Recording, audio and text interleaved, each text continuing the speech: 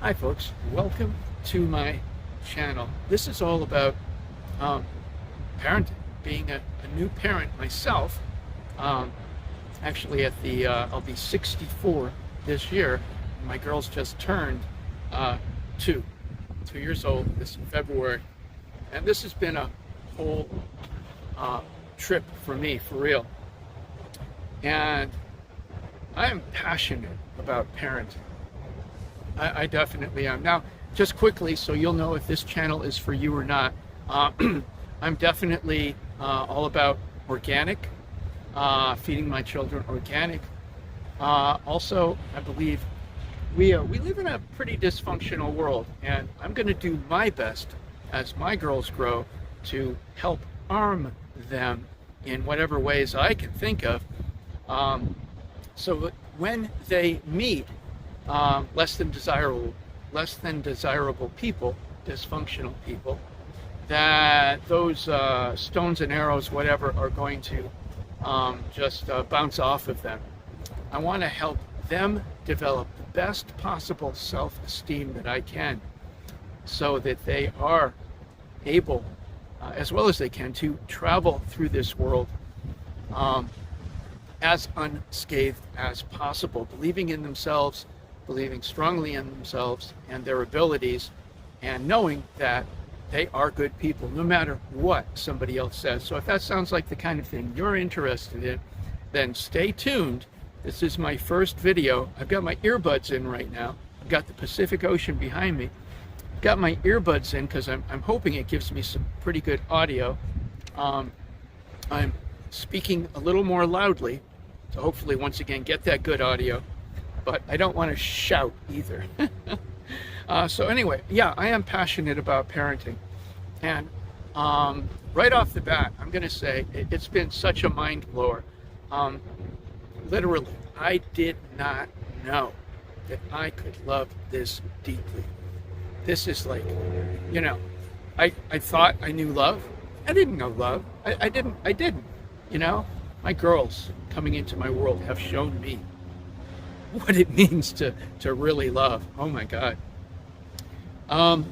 Okay, so I'm basically going to start at the beginning. Like I said, they just turned 2 this month. Right now we're in the year 2021, and it's still February.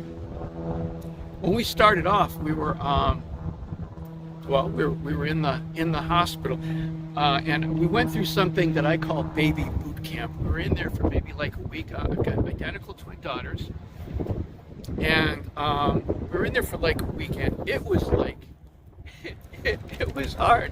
I mean, that's why I call it baby boot camp. I mean, my wife and I were in the same room, and we're always like active with the experience. I mean, the staff and everything, I guess they were trying to keep us on top of everything we needed to be doing, and how we needed to be interacting, and they're teaching us and training us all at the same time.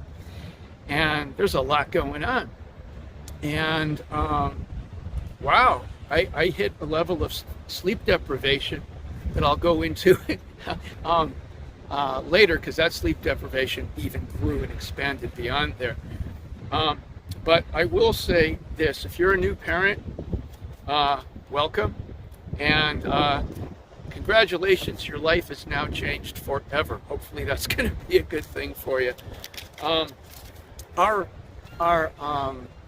children weren't actually planned. We were really careful. I mean, totally careful, not even taking any chances at all. But hey, apparently the universe, however you want to term that, had other ideas. And I am so blessed. I feel so blessed. Yeah, it's been hard. Sleep deprivation has been real. But oh my God, yeah, I would do it again, in the sense of knowing what I know now. If I could go back in time and there was a magic genie or something that said, do you want to go through this? I would say, oh my God, yes, let's begin. Because once again, my children are such a blessing to me. I learn so much from them every day. So I know I could talk about how I feel about my girls basically forever, but let's get into stuff here. I want to start off by saying, don't don't blindly believe what your doctor tells you. Research things as well as you can. Sometimes in the spur of the moment, you don't have time. You got to make a decision. Like everything had been going fantastic, with our girls. And then we're in the hospital. I mean, everything had been going great.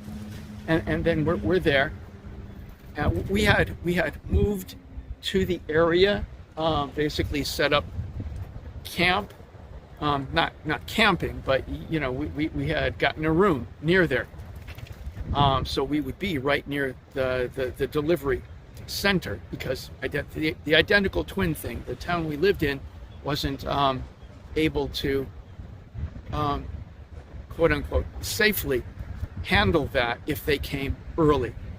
And there was some, maybe they're going to come early, so we moved next to the hospital for the time period. We were there maybe, I forget, 3 weeks, a month, something like that. So anyway, things are going along fine, and then one day, one of those I'm forgetting right now, where they're looking in all that stuff. Now, we hadn't interacted with this girl before, and she seemed unfamiliar with the software to the machine. I mean, she actually said she wasn't familiar with it. She'd been used to something else. And anyway, getting right to the bottom line of that story, the next day we're told, whoa, this is an emergency situation.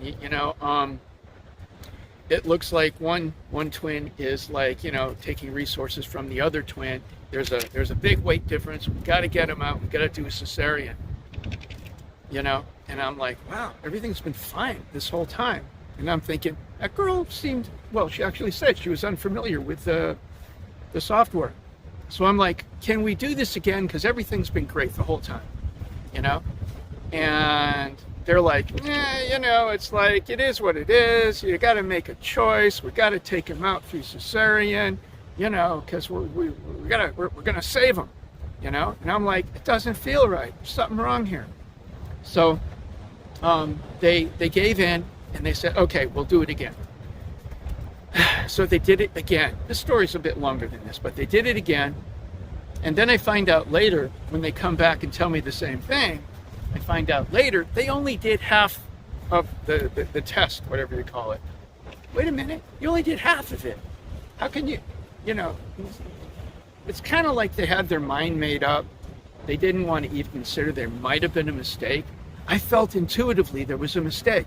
So all I'm saying, so they did the cesarean, and let's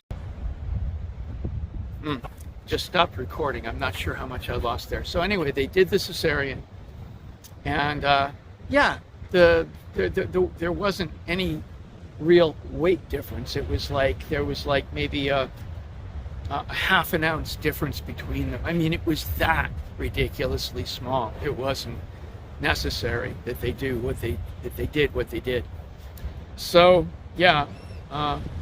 instinctively I know my girls. I mean, seriously, don't blindly believe what your doctor says. Research it as well as you can before you make big decisions. We had already researched something. I forget the name of the shot now, but it wasn't necessary because the girls were coming out through cesarean and not through the vaginal canal, whatever. And so I already knew that shot, that whatever it is, wasn't necessary. Now, I stayed with my girls every step of the way, and so I was right there, and we'd already written it down on some kind of form saying we don't want that.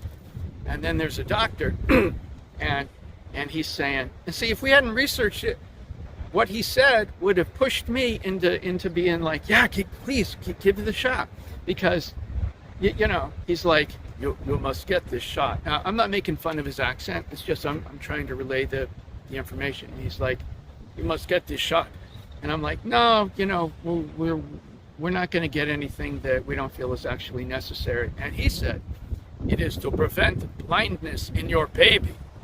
Come on, who's going to say don't give me the shot if it's to prevent blindness in your baby?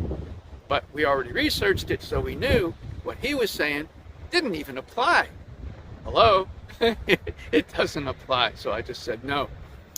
And these things go on. And the cesarean thing, yeah, at the very end of it all, I still felt it was a wrong decision. But we're on like spur of the moment. They did the test again, came back with the same results. It wasn't until later that I found out they'd only done half the test. So don't blindly believe what your doctor says. If you can't research it, yeah, I'm leaning on that heavy because it's huge. It's really huge. Now I'm gonna run out of recording space here again, so I better jump through a bunch of stuff. Okay, ask questions, do research. Oh, take time off work to bond if you can at all. I don't know if all states allow it, but some states do, and you can actually get paid while you're doing that. That was huge. I mean, I was able to be there in the hospital, and I was able to stay home and help with the twins for, I forget how long now, but a while, you know, like a couple of months, I think. Also, skin on skin, okay? I did the skin on skin thing right there in the hospital. That's huge. Bonding with your children is freaking huge. If I wasn't there doing all this, I mean, you know, the skin on skin, the being there like in the beginning, the absolutely everything. I mean, maybe I would be like so heavily bonded, or I don't know. You know, I just know that it's been priceless to be able to do that and to be there through the entire experience, you know, not having to run off to work. I did eventually have to go back to work, yeah, I know. But being there in the beginning was absolutely priceless, precious. Okay, what else do I have here? I got notes here. I never left them in the hospital. When they went for tests and stuff like that, I went with them. You know, I've been around, and I don't trust. There's too many stories out there about what's gone on. So I didn't leave my girls at all. See, I'm about to run out of space here. If I can, I'll record again. I'm not sure how much I have on my card here, but I got like 8 seconds or something. I'm going to talk about defecation chart and how important it's been. Okay, defecation chart. I love a whiteboard because you can see it. It's right there. You can erase it. Right from the beginning, we've had what I call a defecation chart, keeping aware of, you know, how often in a day my girls defecate, poop, if you will. We got the idea when we were in the hospital, and it sounded good, so I went with it. And you know, it's interesting. See, I've only got like maybe 2 minutes left here. My card's almost full here on my phone, but before my girls were born, I figured, yeah, I'll be there changing diapers and stuff, you know, because I love my girls. I'm going to want to change their diapers and all that. But something came up that just kind of really surprised me. I actually love it when they poop. Why? Because I know everything's working properly. So it's like in the beginning, I don't know, first couple of months or something, one of my girls was like late by a day or something and pooping, and I'm like, oh my God, what's going on? You know, it's important that she poop, you know? So when she finally did, I'm like, you know, thank you. So every time my girls poop, it might sound crazy. If you're a new parent, you'll see this too. It's like, it's a gift, you know? So I have not even once minded changing a dirty diaper. It's a gift every time because I know everything is working smoothly, you know? Swaddling turned out to be something that they recommended in the hospital. And at first I was kind of like against it because it seemed kind of claustrophobic to me. But the girls, they liked it, and it helped them relax and all that, I guess, because somehow it was probably reminiscent of being in the womb, you know, because they didn't have a lot of room in there. So I am actually almost out of recording time here.